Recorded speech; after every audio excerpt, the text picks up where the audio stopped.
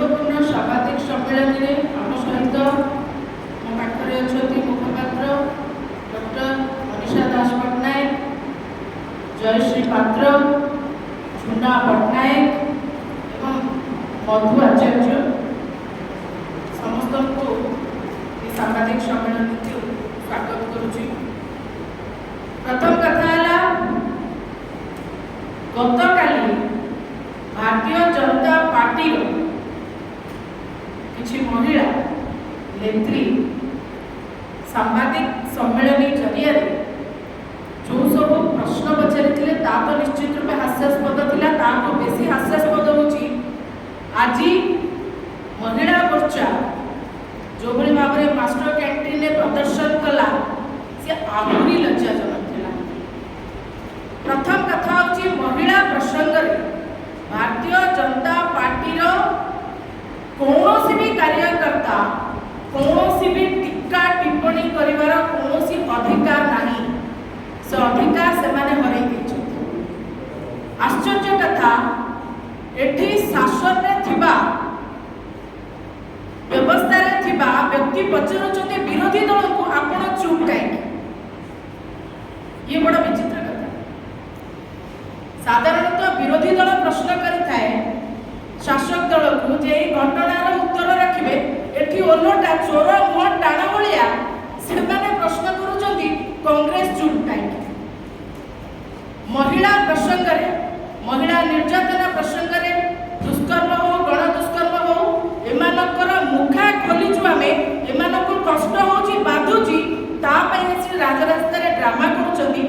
जेति के ड्रामा कले सेति के जदि जाईकरी से महिला मानक पाखरे पहुंची थांते सरकार तत्पर हे थांता महिला मानक प्रसंग रे ताहाले बोध हुए आज ओडिसा एबळे दुर्दिन देकी गति करन।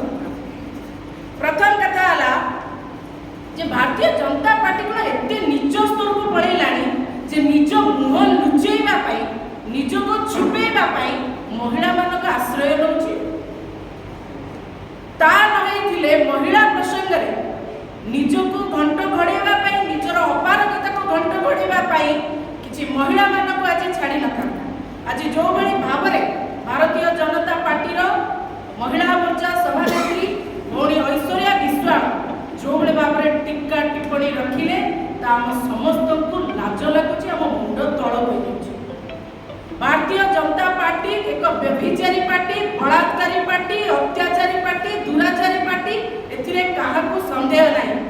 आज जो महिला मैंने आसिक चित्कार करते गर्जन करते एबीवीपी सौम्याश्री जिते निया लगेदेला निया लगिगला ता देहरे सेते बेले एमाने कोठी थिले कोठी मुह लुचेइथिले काहे के एमानकर देखा नथिला। सभानेत्री महिला मोर्चा सभानेत्री घर कोरापुटे जब नाबालिका को 3 जन लोक घर टेकी नहीं दुष्कर्म कले 3 जन घर टेकी नहीं दुष्कर्म कले आजकल 3 जन नहीं दुष्कर्म कर भागवले जगतसिंहपुर रे जो भाई भाव में कोर्ट समेत 2 जन जड़े नाबालिका खेलाड़ी को नहीं रूम रे दुष्कर्म कले कहीं सेठी तो महिला मोर्चा देखा नथिला नाई राजरास्ता रे लड़ाई कले ना ता घर को देखले ना ता परिवार को भेटिले। जेतले मालकानगिरी रो झिया आज मध्य मृत्यु सहित लड़ाई करछि कोड जाइतला महिला मोर्चा मुह लुचै के बुलुथिले। तो एभଳି दमुआ कथा न कहंतु। प्रसंग होछि बाइया जेना के ऊपर प्रश्न पचरी काहे कि निज को कंट बढ़िया को चेष्टा करछथि समान।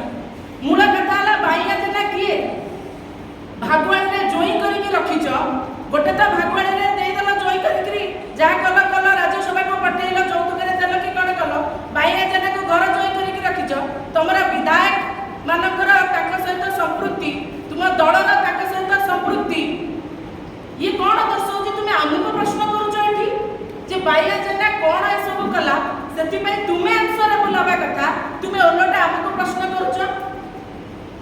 राजनीति कला बेलू तुम आउ जहाँ कला बेलू से आउ कह रही से आम उत्तर दे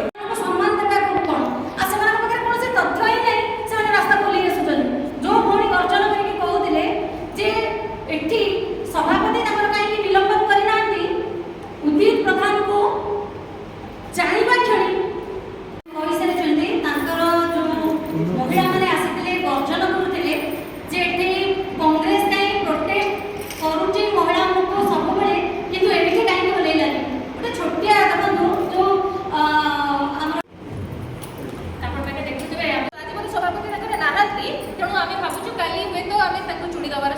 କରିବ ବୋଲି